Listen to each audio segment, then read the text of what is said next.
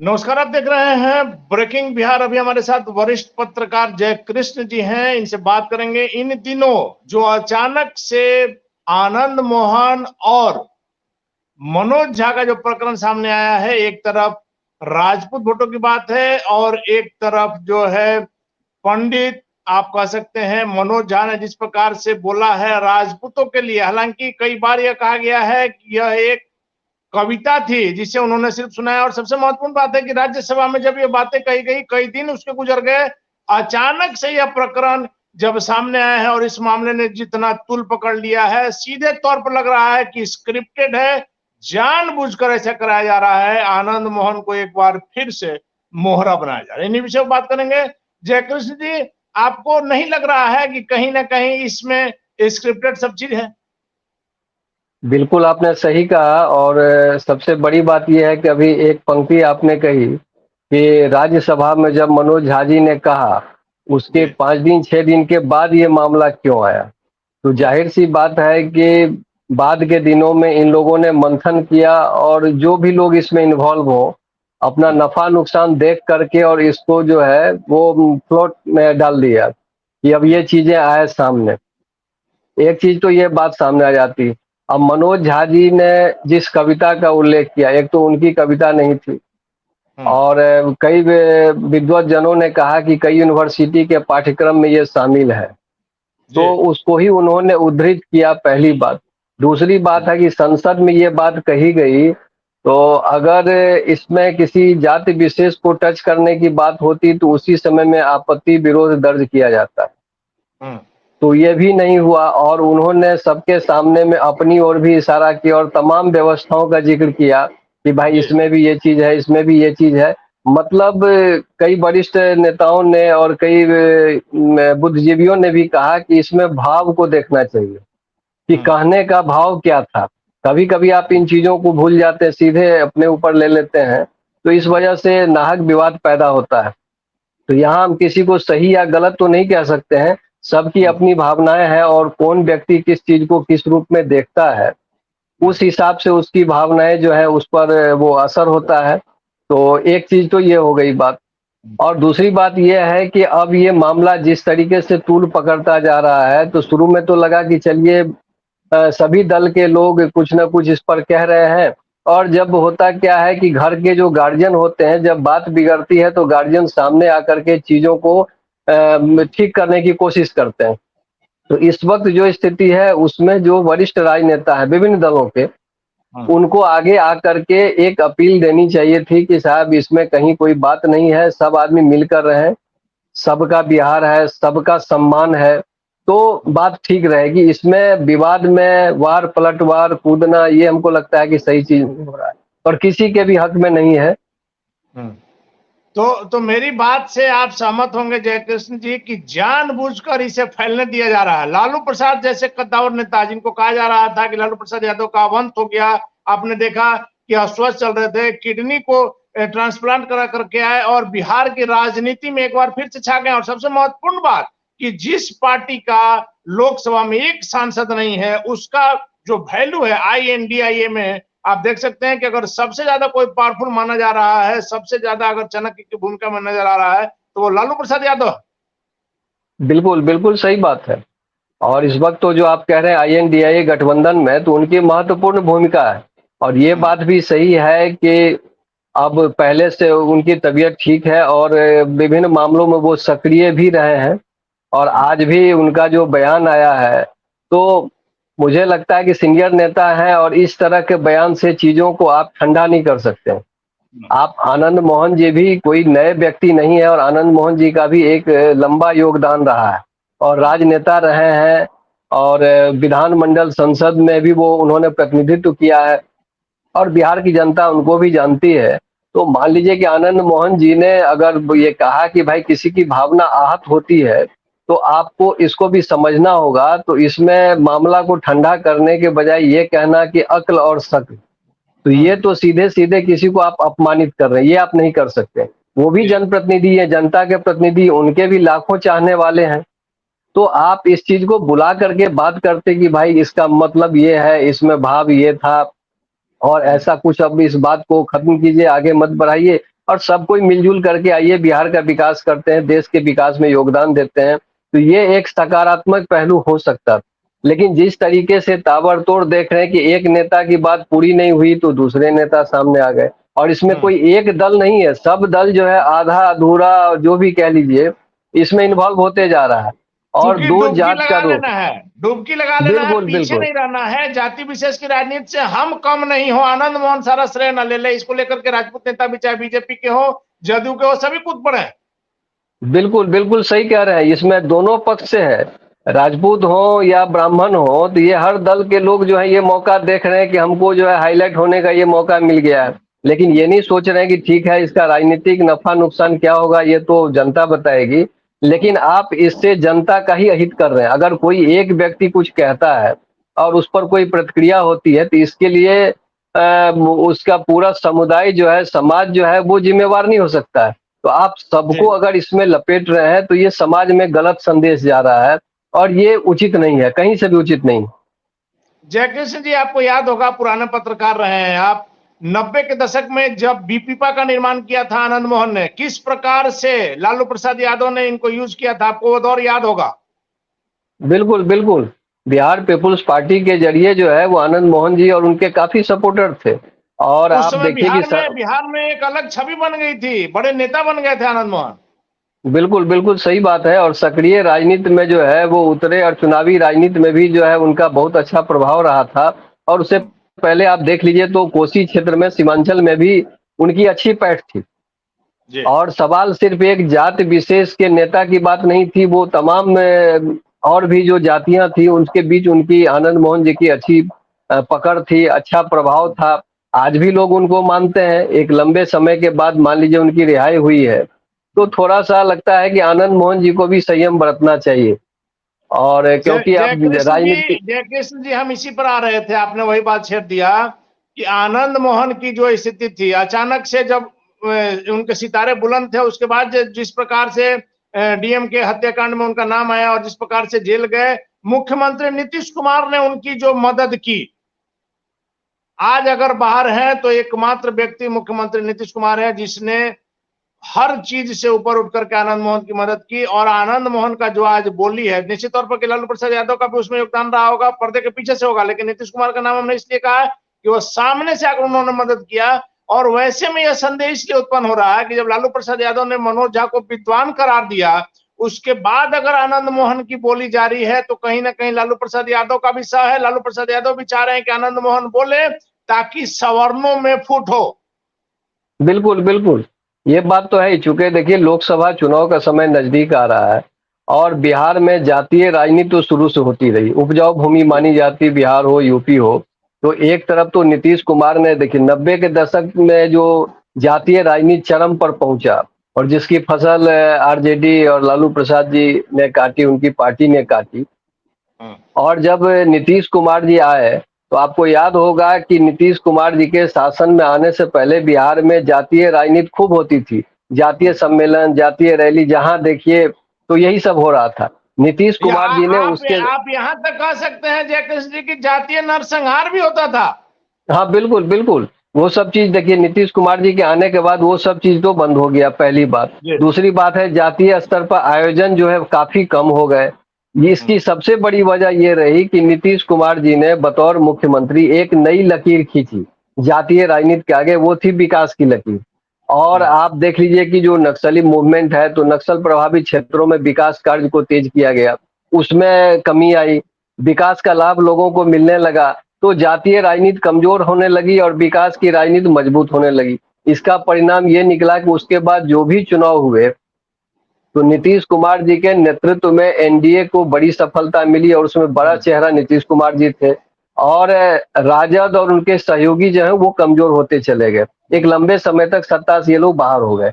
अब चलिए ठीक से फिर वो गठबंधन में आए हैं तो अब हुआ कि भाई ठीक है, नीतीश जी तो अभी भी विकास की राजनीति कर रहे हैं, लेकिन उसके पैरेलल जातीय राजनीति को भी जो लकीर मिट गई थी या कमजोर हो गई थी, उस पर चूना का पोताई शुरू हो गया है। तो ये दोनों चीजें चल रही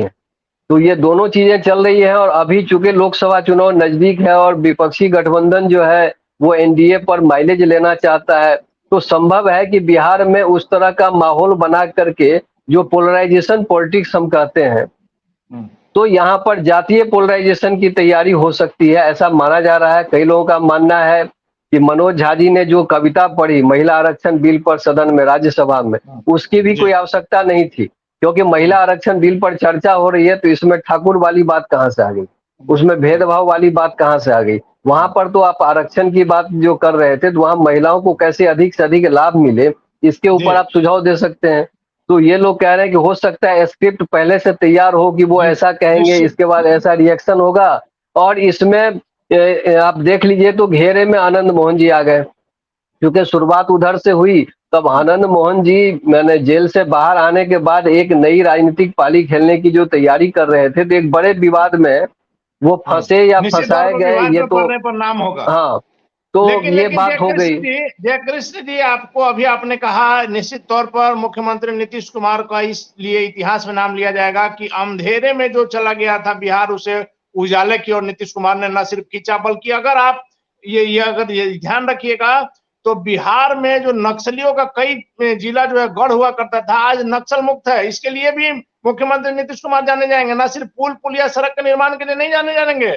मुख्यमंत्री नीतीश कुमार ने जो काम किया है बिहार के लिए, वह निश्चित तौर पर याद रखा जाएगा। लेकिन सत्ता की कुछ जो मजबूरियां होती हैं, लालू प्रसाद यादव के साथ हाथ मिलाना, बीजेपी के साथ हाथ छुड़ा करके जाना, मुख्यमंत्री नीतीश कुमार का इस मामले में, आनंद मोहन के मामले में चुप्पी लगाना, यह तमाम चीजें क्या दर्शा रही है कि मुख्यमंत्री नीतीश कुमार थोड़ा सा सत्ता के लिए बेबस हो गए हैं, या लालू प्रसाद यादव के सामने उनकी नहीं चल रही।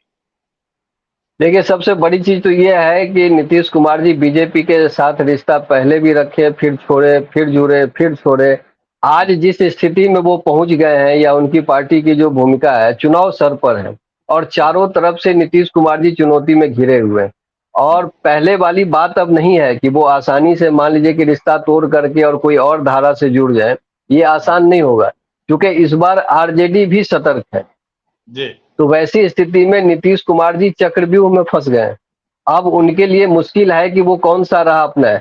फिर भी अगर वो बिहार में मान लीजिए सद्भाव का माहौल है, शांति का माहौल है, उसमें विकास कार्य कर रहे हैं, तो वो भी ये तय बात है कि उनकी जो सोच है, जो कार्यशैली है, वो पूरी तरह से कार्यान्वित नहीं हो पा रही है। नीतीश कुमार जी भी जान रहे हैं। उसका छोटा सा आप उदाहरण देख सकते हैं कि सचिवालय में जाके निरीक्षण करना, इसके पीछे बहुत बड़ा संकेत है। ये कोई मुख्यमंत्री का काम नहीं है। और आमतौर पर आप देखिएगा तो ये निरीक्षण और ये सब जो होता है, कोई भी मुख्यमंत्री जब सत्ता में पहली बार आता है, अपना कार्यभार संभालता है, तब ये सब होता है, कि जनता में विश्वास हो। लेकिन ये आखिरी समय में, जबकि अब मान लीजिए कि अब चुनाव में सब लोग जाएंगे, तब जाके मंत्री और अधिकारी के कक्ष में देखना कि वो समय पर आए कि नहीं आए, कौन लोग समय पाते हैं, कैसे काम काज हो रहा है, ये सारी चीजें बता रही हैं कि मुख्यमंत्री जी भी परेशान हैं कि भाई हमने जिस तरीके से बिहार को बनाया, और आज जो चीजें, तस्वीर कई जगह धुंधली हो रही है, कई जगह टेढ़ी मेढ़ी हो रही है, इसको हम कैसे ठीक करें। तो होता क्या है कि अगर पूरी शक्ति आपके हाथ में है तो आप अपने हिसाब से तस्वीर गढ़ सकते हैं। लेकिन अब सवाल उठता है कि रंग किसी का, कूची किसी की और हाथ आपका, तो फिर आप अपने मनोनुकूल जो है तस्वीर नहीं बना सकते। तो आज कुल मिला के नीतीश कुमार जी की यही राजनीतिक व्यवस्था है। अब रही बात कि अब बार बार आपने देखा होगा इन दिनों राजनेताओं का बयान का स्तर कितना गिर गया है। आप आनंद मोहन से लेकर के, अगर अभी रिसेंटली की अगर हम बात करते हैं, ऐसे पुराने में भी जाइएगा तो बहुत से मिलेंगे। उसके बाद आनंद मोहन के रिएक्शन में आज पूर्व एमएलसी टुन्ना जी पांडे ने जिस प्रकार का शब्दों का प्रयोग किया है, क्या एक नेता को जो जनता के लिए आदर्श है, जनता समझती के हमारे नेता है, उनके आदर्श पर चलना है। निश्चित तौर पर कि जब जनता आपको चुनती है तो आप उससे बड़ा है।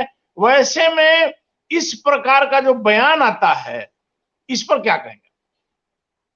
देखिए, सबसे पहले तो ये है कि अभी तो हेट स्पीच जो है, या इस तरह की बातें जो हो रही है, वो राष्ट्रीय स्तर पर विचार का विषय बना हुआ है।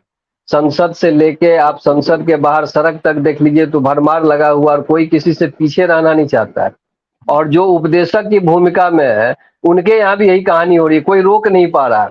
और हमको लगता है कि कहीं न कहीं एक हो गया है ना, कि चर्चा में बने रहने के लिए जितना ज्यादा हो सके तीखा बोलिए। एक ये प्रवृत्ति पनप रही है नेताओं में, चाहे वो किसी भी दल के नेता हो, किसी जात मजहब के नेता हो। चाहिए ना। आपने देखा कल राघवेंद्र प्रताप का जिस प्रकार से बयान आया, आनंद मोहन ने जिस प्रकार से बयान दिया, इस प्रकार से तो विद्वेष की भावना फैल रही है। इस पर तुरंत रोक लगना चाहिए। नहीं तो इसमें हमने शुरू में भी कहा कि इस वक्त जो बिहार में माहौल है, देखिए बिहार बहुत भुगत चुका है जातीय राजनीति और उसके नकारात्मक पहलू, और कई अभी आपने कहा कई नरसंहार भी हुए, और बड़ी मुश्किल से बिहार को उन तमाम काली परछाई से निकाल करके नीतीश कुमार उजाले में लाए, जहां इस तरह की चीजें बीती हुए दौर की बात हो गई। लेकिन जी आज जो पिछले कुछ दिनों से आप देख रहे हैं, ये लोगों को चिंतित कर रहा है। इसलिए चिंतित कर रहा है कि भाई जनमानस है, अब सारे नेता चारों तरफ अगर यही कहेंगे तो शहरी क्षेत्र हो या ना हो, लेकिन ग्रामीण क्षेत्र में तो इसका थोड़ा बहुत असर पड़ ही जाता है, चौक चौराहा से लेके घर आंगन तक। तो ये जी विद्वेष की भावना अगर धीरे धीरे फैल गई तो फिर बिहार की स्थिति वही पहले वाली हो सकती है, ऐसी आशंका है। और इसमें दुर्भाग्य की बात है, चिंता की बात है कि जो सीनियर लीडर है किसी भी दल के, अभी इन लोगों को तुरंत आगे आना चाहिए, हाथ जोड़ करके विनती करनी चाहिए कि भाई कोई आदमी इस तरह की बात न करे। हर आदमी समाज में शांति सौहार्द कायम करने के लिए अपील करिए, लोगों से कहिए कि मिलजुल कर रहे, एकजुट होकर रहे और सब मिलकर के विकास में भागीदारी करें। एक चीज जान लीजिए कि कोई जात या कोई मजहब या कोई व्यक्ति, चाहे उसकी हैसियत जो भी हो, हर व्यक्ति हर जात महत्वपूर्ण है। और विकास से लेकर के आप 1947 की बात करें या जो भी करें, सबने योगदान किया, कम या ज्यादा। और आज भी अगर विकास हो रही है तो उसमें कोई एक व्यक्ति श्रेय नहीं ले सकता है। अगर मुख्यमंत्री नीतीश कुमार जी विकास किए तो अकेले उन्होंने नहीं किया, नीचे स्तर तक लोगों ने सपोर्ट किया है, एक ग्राम पंचायत लेवल तक उनको सपोर्ट मिला है। अगर देश में स्वच्छता अभियान सफल हुआ है तो ये प्रधानमंत्री नरेंद्र मोदी की बदौलत ही हुआ, ऐसा नहीं कह सकते। हर व्यक्ति ने सभी लोगों योगदान का किया। सहयोग रहा, निश्चित बिल्कुल, तौर पर तो रहा है। आप एक ये चीज और मानिए मानना कि होगा भाई हर जयकृष्ण जन जी, जयकृष्ण जी, एक चीज और मानना होगा कि आप पुराने समय में देखिएगा, आज जो जातीय का जो उन्माद जो नेता लोग, कुछ नेता लोग जो फैला रहे हैं, कि पहले में अगर आप देखिएगा तो बहुत से ऐसे लोग हैं जो हर जाति में, किसी एक जाति की मैं बात नहीं कर रहा हूं, जिन्होंने अपना कीमती भूखंड, अपना जो जमीन जो है स्कूल के लिए, किसी वैसे काम के लिए दान कर दिया, और आज उसकी बिल्कुल चर्चा भी नहीं होती है। और हर जाति में ऐसे लोग हैं जो जिस इलाका के संपन्न लोग रहे हैं, जिनके पास जमीन था, उन लोगों ने दान किया। तो वैसे में तो उन्होंने जाति नहीं देखी। अगर आप स्कूल बना रहे हैं तो उस स्कूल में कोई एक जाति का बच्चा तो पढ़ता नहीं है। बिल्कुल बिल्कुल। एक चीज देख लीजिए कि एक व्यक्ति ने मुझसे कहा था, मुझे आज याद आ गई, कि अगर आप किसी पर एहसान कर रहे हैं, किसी को कुछ दे रहे हैं, तो इस तरीके से दीजिए कि अगर आप दाहिने हाथ से दे रहे हैं तो बाएं हाथ को खबर न हो। तो जी जो जी सुलझे हुए व्यक्ति होते हैं वो जब योगदान करते हैं समाज के लिए, तो अब मैं परिवार के लिए, देश के लिए, प्रदेश के लिए, तो वो ढिंढोरा नहीं पीटते हैं। सबसे पहली बात, आप ग्रामीण क्षेत्र से लेकर शहरी क्षेत्र तक देखें तो पहले के दौर में अधिकांश स्कूल कॉलेज और ये सब जो है, सब बड़े बड़े लोगों ने दान किया जमीन। जी, और हर और जाति गांव के में लोगों आप उसमें, हर जाति के हर लोग जात उसमें के लोगों शामिल ने दिया। बिल्कुल बिल्कुल। आज मान लीजिए कि ठाकुर के योगदान को लेकर के जो कहा जा रहा है, तो भाई सबसे बड़ी चीज है कि आप सिर्फ किसी के नकारात्मक चीजों को आप रख रहे हैं, नकारात्मक रूप से किसी जात को नहीं देखना चाहिए, उनके योगदान को देखिए। कि किसी जी गांव में मान लीजिए कोई जमींदार है, चाहे वो किसी जात का हो, अगर वो जमींदार है तो वो सबके लिए कुछ ना कुछ करता था। अगर नहीं करता तो छोटा छोटा टोला गरीब की झोपड़ियां नहीं बनती, उनके चलने के लिए रास्ते नहीं होते, उनके पानी जी पीने के लिए कुआं का प्रबंध नहीं होता। ये सारी चीजें, ऐसा नहीं, समाज ऐसे नहीं चल रहा था, सबका सहयोग था। ठीक है, थोड़ी बहुत जो है गड़बड़ियां थी उस दौर में, इससे आप इनकार नहीं कर सकते कि शोषण अत्याचार था, लेकिन वो ऐसा नहीं था कि आप कह दीजिए कि किसी का कुछ था ही नहीं। तो भाई व्यक्ति चला कैसे, परिवार बना कैसे, जी समाज बना जी कैसे? तो ये सब जी चीजें गलत है, सबने योगदान किया, सबका महत्व है, सबका सम्मान है, ये हमको देखना चाहिए। कोई जात विशेष को लेकर के किसी की भावना आहत हो, ऐसी बात नहीं कहनी चाहिए, चाहे वो कोई जात हो, सब बिल्कुल महत्वपूर्ण बिल्कुल। है, जी, सबको लेके जयकृष्ण जी, चलिए। मेरा मेरा आखिरी सवाल है, मेरा आखिरी सवाल है आपसे कि क्या हर पार्टी में, अगर सिर्फ राजपूत जाति की अगर आप बात करते हैं तो हर पार्टी में नेता है और बड़े बड़े नेता लोग हैं, आनंद मोहन को क्या मानते हैं कि बिहार की राजनीति में राजपूतों के एक बड़े नेता हैं आज के दौर में? देखिए एक चीज तो जान लीजिए कि एक दौर था कि बिहार में हर जात के बड़े बड़े नेता होते थे और माने जाते थे कि फलना जात की ये नेता है और उनके कहने पर वोट ट्रांसफर होगा। जी ये बात सबको पता है, बड़े बड़े लीडर होते थे। लेकिन 90 के बाद ये चीजें कमजोर होने लगी और इतनी कमजोर हो गई कि आज ये सवाल किसी से भी पूछा जाना चाहिए कि अगर लालू प्रसाद और नीतीश कुमार को आप छोड़ दीजिए तो बाकी जितनी जातियां हैं उसके नेता कौन? किसी में दम नहीं है वोट ट्रांसफर कराने कोई का, नहीं, लालू और नीतीश कोई जी को नेता छोड़ नहीं, करके। जी बिल्कुल कोई नेता नहीं है। तो भाई नेता पहले कैसे बनते थे? नेता सिर्फ वो उस जात के थे इसलिए सब जात मान रहा, ऐसा नहीं। उस जात के लिए वो सकारात्मक रूप से सोचते थे, खड़े होते थे, और उसमें एक प्लस पॉइंट ये होता था कि अपने जात के अलावा दूसरे जात के लिए भी वो काम करते थे, यानी सर्व स्वीकार्यता उनकी थी, और सभी जात को वो सम्मान महत्व देते थे, सबके लिए प्रस्तुत रहते थे। तो पहले जातीय नेता ऐसे होते थे। अब जैसे मान लीजिए छोटे साहब सत्येंद्र बाबू, सत्येंद्र बाबू को कभी कहने की जरूरत पड़ी कि वो किस जात के हैं, जी लेकिन उनका सम्मान सभी जात में था, उनका काम निश्चित बोलता तौर था, पर। उनका व्यक्तित्व बोलता था। तो पहले ऐसे लीडर हुआ करते थे। आप जैसे डॉक्टर जगन्नाथ मिश्र को आप ले लीजिए, लोग कहते थे कि भाई वो ब्राह्मण के नेता हैं। तो भाई डॉक्टर जगन्नाथ मिश्र तो सबके लिए काम करते थे। ठीक है, वो ब्राह्मण कुल में जन्म लिए, ब्राह्मण थे, सब बात ठीक है, लेकिन वो सबके लिए करते थे। तो उनका काम, उनका व्यक्तित्व बोलता था। ऐसा तो नहीं था कि वो किसी एक जात के लिए काम करते थे। जी मुसलमानों में भी बड़े बड़े नेता होते थे, जो मुसलमानों के अलावा सभी की बात सुनते थे, सबका काम करते थे। जी अब जादव में ले लीजिए, तो जादव में भी बड़े बड़े नेता होते थे। तो ऐसा नहीं है, लेकिन आज क्या है कि जातीय नेता बनने के लिए जो शॉर्टकट रास्ता अख्तियार किया जा रहा है, वो किसी के हित में नहीं है, सिर्फ उस नेता के अलावा। ये दुखद जी है, और इससे आप किसी का भला नहीं कर सकते हैं, और आपकी पहचान भी बहुत मजबूत नहीं होती। ये चीज धन्यवाद होता है। जय कृष्ण जी इन तमाम जानकारियों के लिए। तो निश्चित तौर पर जय कृष्ण जी ने भी साफ तौर पर कहा है कि शॉर्टकट रास्ता अपना रहे हैं ये लोग। जिस प्रकार से इस हेट स्पीच दिया जा रहा है, तुरंत पॉपुलरिटी के लिए दिया जा रहा है, और इसमें सबसे बड़ी जो बात है कि वो निगाहें मुख्यमंत्री नीतीश कुमार की ओर टिकी हुई है, क्योंकि जिस प्रकार से अंधेरे से उजाले की ओर खींचा उन्होंने बिहार को, और आज मुख्यमंत्री नीतीश कुमार ने बिहार को जिस जगह पर लाया है, बिहार फिर से अगर इसी तरह की बातें रही तो पीछे की ओर जाएगा। वैसे में मुख्यमंत्री नीतीश कुमार का कदम क्या होगा, देखना काफी महत्वपूर्ण होगा। फिलहाल हमें दीजिए इजाजत। जय कृष्ण जी, आपका बहुत बहुत धन्यवाद। धन्यवाद सर, नमस्कार।